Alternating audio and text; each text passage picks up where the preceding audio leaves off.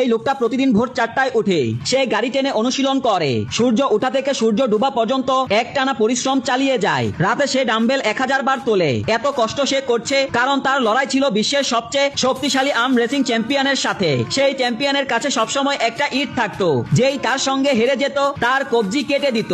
যখন চ্যাম্পিয়ন জানতে পারে যে এই লোকটা তার পরবর্তী প্রতিদ্বন্দ্বী, তখন সে গোপনে নিষিদ্ধ ঔষধ খাওয়া শুরু করে। কিন্তু এই লোকের প্রতিদিনের কঠোর পরিশ্রম সফল হয়। এখন সে এক হাত দিয়ে গাড়ি টেনে নিয়ে যেতে পারে। ম্যাচের দিন আসে। প্রথম লড়াইয়ে সে হেরে যায়, কিন্তু রেফারি ঘোষণা করে যে চ্যাম্পিয়ন নিয়ম ভেঙেছে, আবার ম্যাচ শুরু হবে।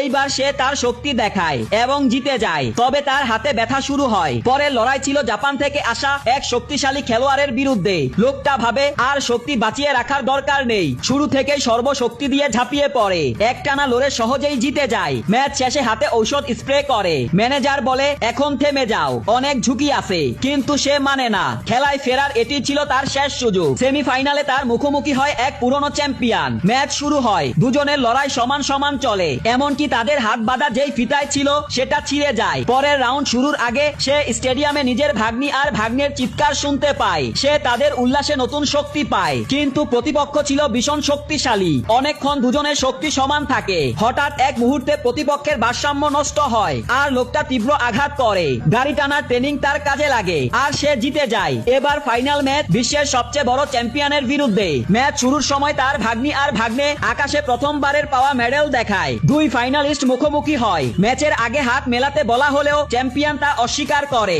ম্যাচ শুরু হয়। লোকটা সর্বশক্তি প্রয়োগ করে, কিন্তু চ্যাম্পিয়ন নোংরা খেলা খেলে। সে নিয়মের ফাঁক দিয়ে তার বুড়া আঙুলে আঘাত করে। পরের রাউন্ডে চ্যাম্পিয়ন এগিয়ে যায়। লোকটা চেষ্টা করে, কিন্তু এখন সে খুব ক্লান্ত। তার শক্তি হারাতে শুরু করে। ঠিক তখনই তার বোন স্টেডিয়ামে পৌঁছায়। সে সম্পূর্ণ ক্লান্ত, আর কোনো শক্তি বাকি নেই। কিন্তু পরিবারের দোয়া দেখে তার মনে হয় সে একা নয়, তার পুরো পরিবার তার পাশে আছে।